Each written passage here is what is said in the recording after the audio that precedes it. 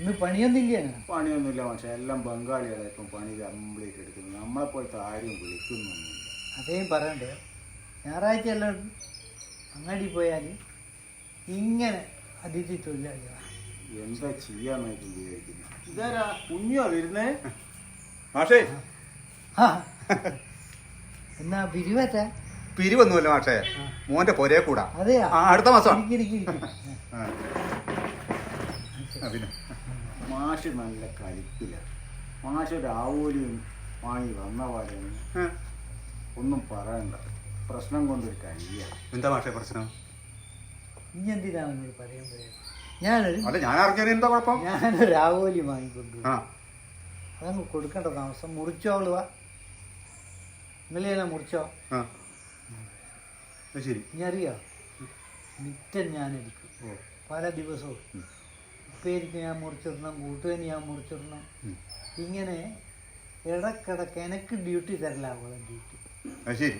ഒരു പണി ഇല്ലെ കൊണ്ടുവരുന്നത് അബദ്ധ.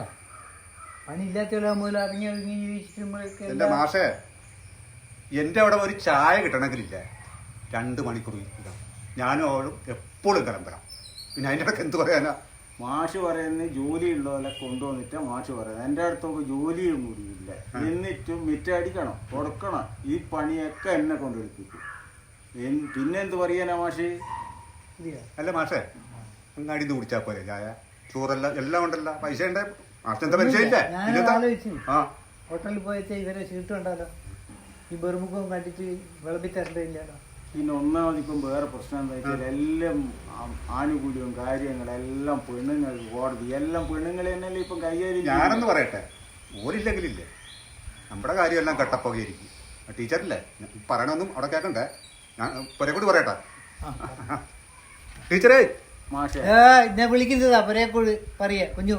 മാഷേ, നിങ്ങൾ ഇനിയൊന്നും നോക്കണ്ട. നിങ്ങളിങ്ങനെ മുഖം തടിപ്പിച്ചൊന്നും നിന്നിട്ട് കാര്യമില്ല. നിങ്ങളങ്ങ് തോറ്റു കൊടുക്കും. നിങ്ങൾ 2 ആളിലെ ഇനി ഇവിടെ ഉള്ളൂ, വേറെ ഒന്നിനും നോക്കണ്ട.